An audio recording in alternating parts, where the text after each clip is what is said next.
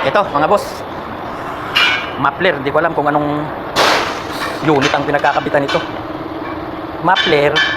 At ito daw ay muffler ng sasakyan na heavy equipment na sa kapatid ng boss namin. Yan.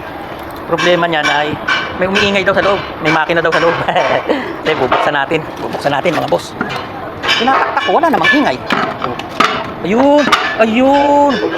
Narinig daw mga boss. Ayan na. Ayun. Ayun. Di ba ito? Parang ito. Mapalo eh. Ayan. Parang andito. Hindi natin alam kung nandito. Doon. So, gagawin natin strategy dyan mga boss. Kakatingin natin. Kukudrado tayo ng paganyan. Kasi hindi natin alam kung dito ang cut. Doon. Doon. Ito kasi mga boss, diretso yan eh. Diretso yung tubo na yan. Diretso na ganoon. Kaya, tawag dito. Kaya siguro na cut doon sa loob. Sa vibrate. Buksan natin mga boss. So ayan na mga boss, uumpisahan na natin, bubuksan na natin yung may guhit na yan, yung puti, para makita natin yung kumakalampag sa loob. Gagamit tayo ng grinder para mabilis. So yan.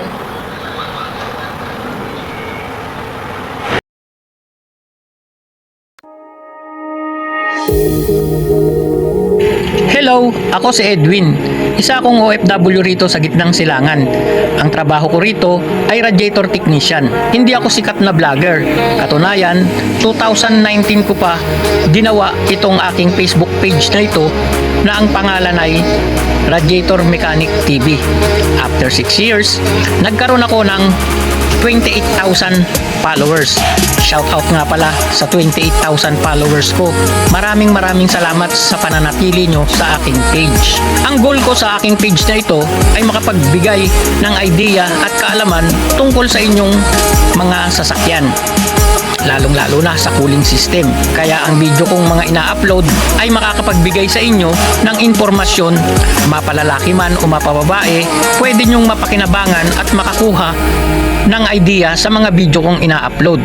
Kaya naman, sa mga madadaanan ng aking mga video, baka pwede namang pakipollow nyo naman ang aking Facebook page na ito at samahan nyo na rin ng heart like, lalong-lalo na yung konting hi o hello nyo sa comment section ay malaking tulong na sa akin upang makabawas naman ng aking pagod sa araw-araw kong pag-upload ng aking video. Maraming salamat sa mga makakapanood ng aking video nito at sana matulungan nyo ako na maikalat ang aking video.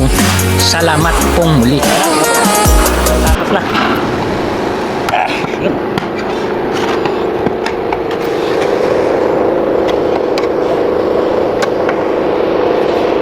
Nakakabit pang portion. Teka mga boss, check ko lang ha. Kukuha pa ako ng cutting disc. Bus na eh. Kukuha pa ako sa store. Saglit lang. May mga hindi pa tagos. So ito na mga boss. Umangat pa siya.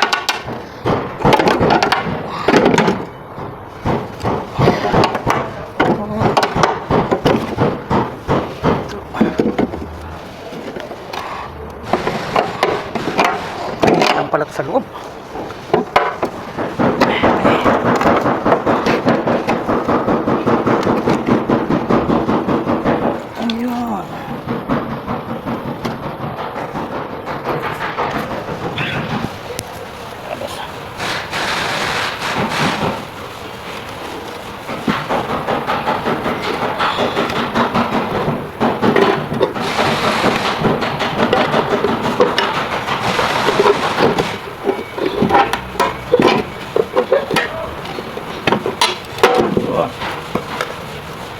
Ayun.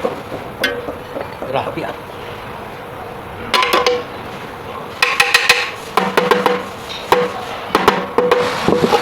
Wala naman.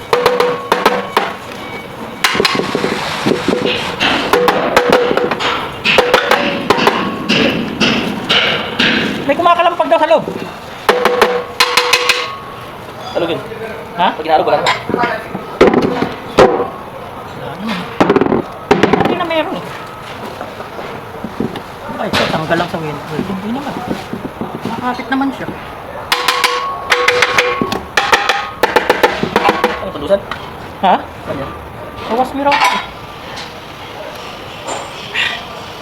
So, check mo muna mga boss ha. Hanapin muna natin yung problema. Hindi, nakakapitan dito.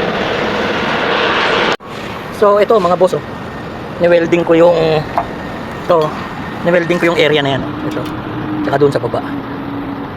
Baka yun yung umiingay eh. Kasi gumagalaw to kanina eh. Oh, baka pumapalo pumapalo dito sa housing niya. Yun yung kumakalampag na naririnig ng operator. Check ko pa rito sa taas. Ayan. Ngayon, ito na lang ang problema. Ilalagyan ko siya ng brace dito.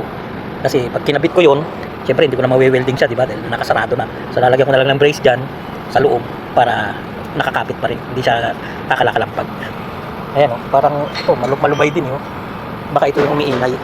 Siyempre kapag nasa disyerto, tiktikan ang laban. Yung bang tawag dito? Lubak-lubak ba? Yung buhangin na dinadaanan, kakalampag yun. So, yun ang suspecha ko. Pero hahanap pa tayo. So, ayan na mga boss. Babalik na natin, weldingin na natin uli. Kasi yung divider niya ritong dalawang nakita kong possible na umiingay dahil nabaklas yung welding, natanggal. So ito kaya ko binutasan para yung divider na dalawa ma-welding. Ngayon yung divider, ito yung pinagkakapitan ng yan, yung tubo na yan. Dalawa yan, welding natin para hindi siya kakalog-kalog din sa loob. Tsaka ito yan, ayun may maliit na welding ko yan para kapit din siya. Dapat alisin ko tong bilog na to. Alisin ko. So para hindi na natin alisin, kasi pag inalis ko to, doon ko siya sa loob weldingin. O alisin ko rin yung divider dito. So maraming trabaho, di ba? So binutasan ko na lang dito para dito ko na lang siya weldingin. Hindi ko na alisin tong bilog na to. Okay? So weldingin ko muna mga boss. Hindi ko na i-video para hindi na humaba yung ating video, okay? So ayan na mga boss. Na-spot weld na natin yan. So almost na tayo. Ipo-full weld ko na lang yan. Tapos yun na. Hindi naman natin iti-testing. Ganun din sa kabila, naka-spot weld niya para hindi gumalaw kapag aking pinol weld. Yan, full weld na natin yan. Gas lang to. So, gas welding lang yung gagamitin natin. Tapos ito, alambre na pang welding. Pero yung mga ordinaryong alambre, pwede rin naman yan mga boss. So ganun na lang mga boss. Maraming salamat sa makakapanood ng ating video na to at full weld din natin yan. Ito na sasama sa video kasi nakahaba lang yung ating reporting. Okay?